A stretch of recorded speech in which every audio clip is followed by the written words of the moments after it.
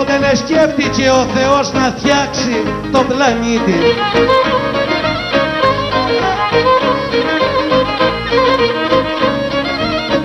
επήρε πέτρες και νερό, επήρε πέτρες και νερό και χώμα από την Κρήτη.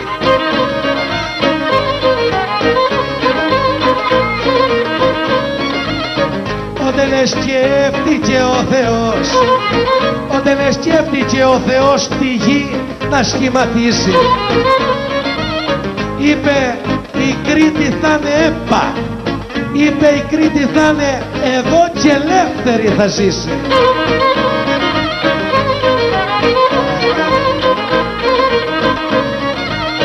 Ρωτήσανε τη Λευτεριά, τη Λευτεριά ερωτήσανε ποιας μάνας είναι γέννα.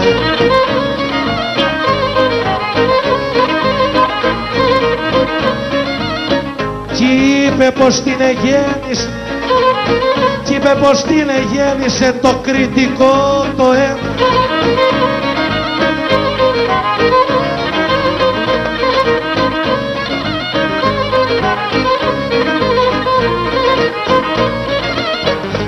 Όλου του κόσμου τα νησιά, όλου του κόσμου τα νησιά που είναι στο πλανήτη, να τα ενώσεις δεν μπορούν να κάνουν μια Κρήτη.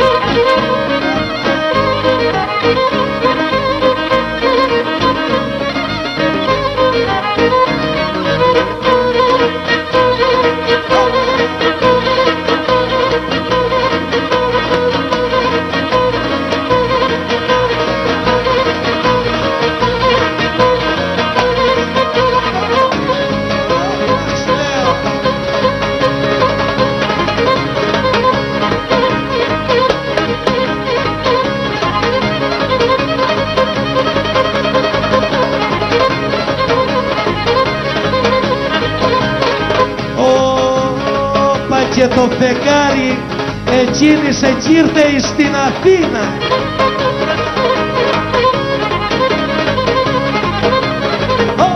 Όπου κι πάει σαν κλουθά παρέα μερακλίνα.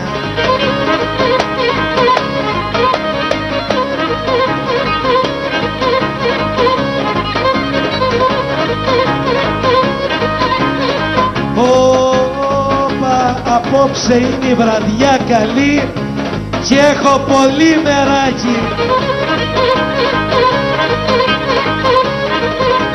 Όπα, γιατί στο πάρτι ήρθαμε του φίλου μας του Άκη. Γεια σου Άκη.